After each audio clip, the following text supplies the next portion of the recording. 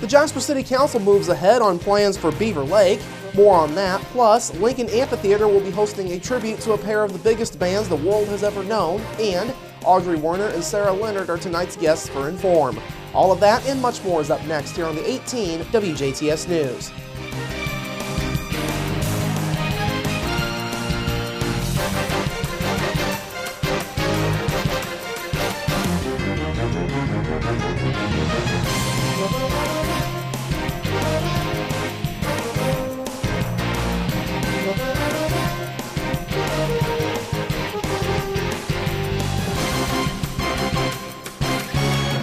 Hello, I'm Bradford Raths. We begin with the Jasper City Council's plan to help lot owners at Beaver Lake.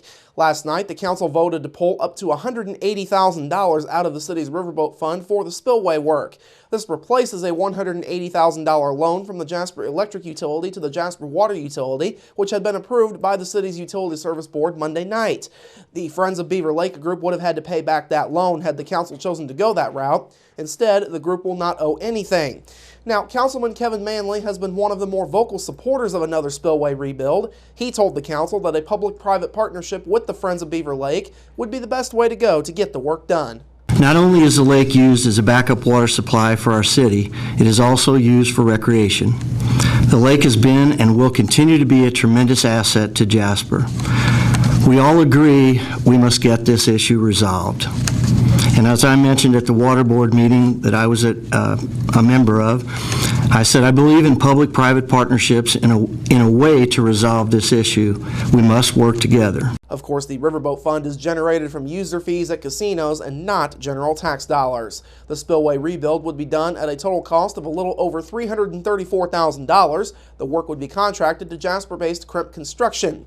The Friends of Beaver Lake group will be kicking in $140,000 of donations for the project. The Jasper Utility Service Board is kicking in $50,000, and $36,775 will be raised through increases in boat and dock fees at the lake over the next few years.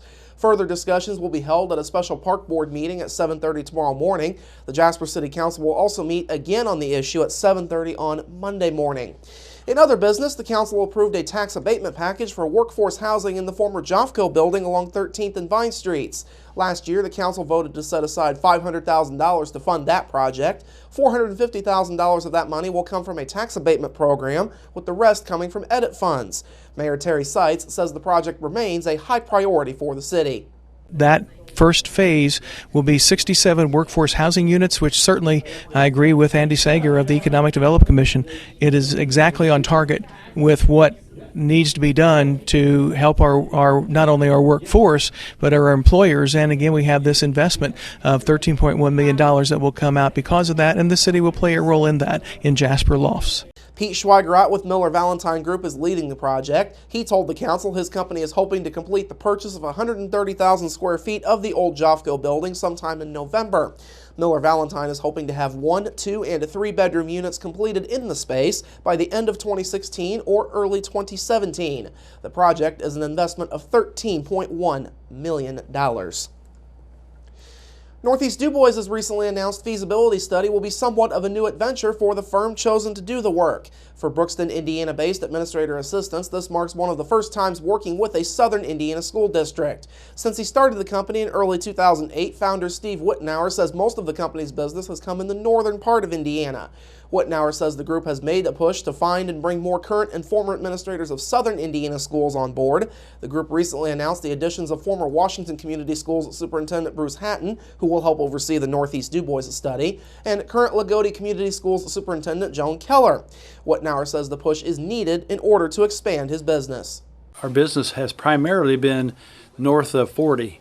And as time has gone by, we've tried to find administrators who wants to retire in this area as well, so that we can have a presence here as well. And so by having people like Bruce, who is at Washington, and Joan, who's at Lagodi, that's kind of helping us get a presence here, and doing a study here may make it even more important for us to reach out to other folks in this area who might want to retire and become a part of our team. Administrator Assistance will do most of its work through a list of questions that it developed with the help of Northeast Dubois school officials.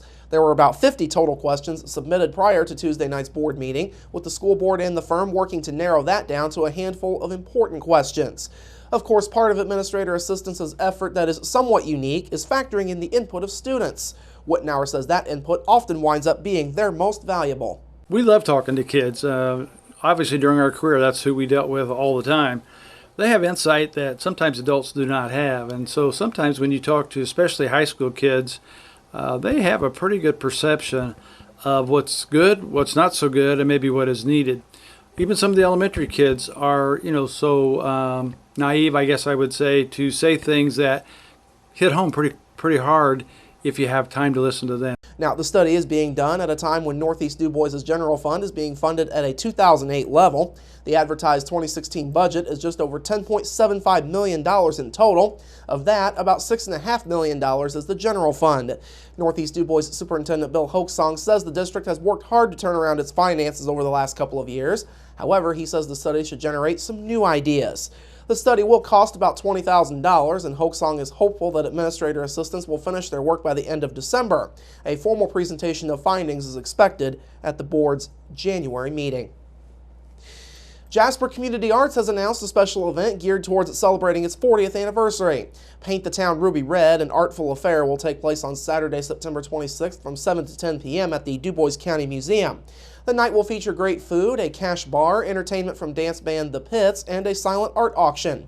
All proceeds from the auction will go to the Jasper Community Arts Building Fund.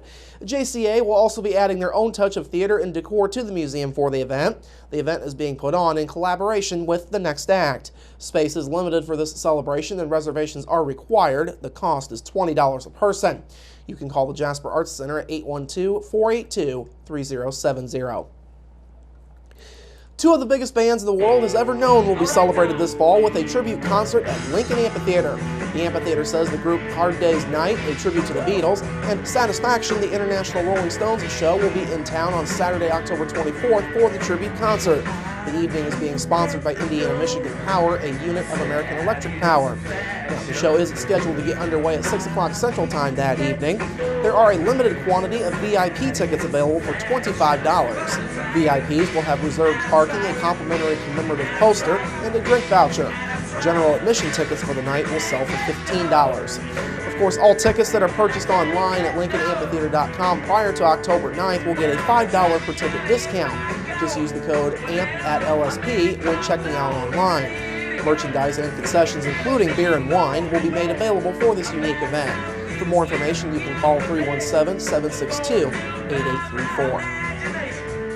Federal prosecutors who charged longtime Subway pitchman Jared Fogle in a child sex and child pornography case say he capitalized on his business trips to New York on behalf of the sandwich shop chain to arrange trysts with minors. The 37-year-old Fogle agreed yesterday to plead guilty to allegations he paid for sex with girls as young as 16 and received child pornography produced by the former director of his charitable foundation, which raised awareness about childhood obesity. The case has destroyed Fogle's career with Subway and could send him to prison for more than a decade. He's expected to enter a formal plea at a later date to 1 count each of traveling to engage in illicit sexual conduct with a minor and distribution and receipt of child pornography. And finally tonight, the outlook for farmers across the Hoosier State this year is still not looking all that good.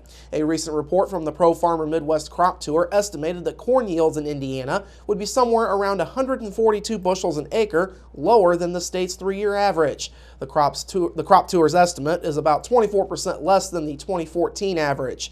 Meanwhile, a USDA report stated that Indiana's corn production will be less than 1 billion bushels in all, and average yields will fall below the national average for the first time in 3 years.